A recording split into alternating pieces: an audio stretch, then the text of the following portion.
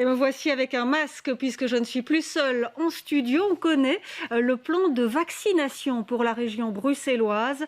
Le ministre de la Santé, Alain Marron, a réuni les bourgmestres des 19 communes aujourd'hui pour mettre une stratégie au point. Arnaud Bruckner, plusieurs phases sont annoncées, ainsi que la mise sur pied de 10 centres de vaccination en région bruxelloise.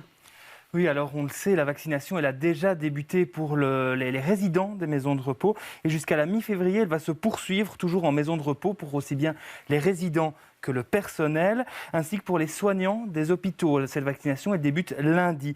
En février, ce sera autour des collectivités, de la première ligne non hospitalière. Et alors, à partir du mois de mars, on passera à Bruxelles aux plus de 65 ans et aux plus de 45 ans avec des comorbidités, ainsi que les fonctions essentielles. À partir du mois d'avril, on vise le reste de la population bruxelloise.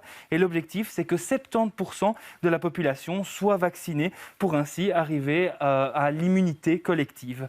Alors cette stratégie, elle s'accompagnera de l'ouverture de 10 centres de vaccination à travers la capitale, au Heysel bien sûr, mais aussi à Molenbeek, à Anderlecht, à Forêt, à Watermal-Boisfort, à Woluwe-Saint-Pierre, au cœur du quartier européen, à Pacheco, Scarbeck et à l'hôpital militaire. Et alors certains de ces centres ouvriront d'ailleurs en parallèle des centres de testing qui sont déjà ouverts dans ces lieux. Je pense par exemple au centre de Pacheco.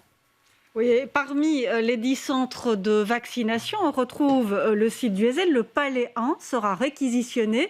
Le testing va y évoluer crescendo. On devrait pouvoir vacciner 100 000 personnes dans le courant du mois de mars. On écoute Emine Louka de Brussels Expo. D'abord, il y aura un check de la température, un check de documents administratifs.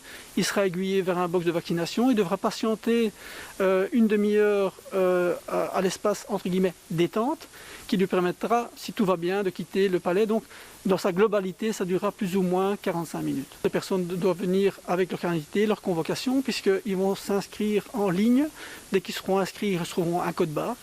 Et donc, ce code barre, avec ce code barre, ils pourront venir ici sur le site, samedi et dimanche inclus. Il y aura par semaine une journée de nocturne.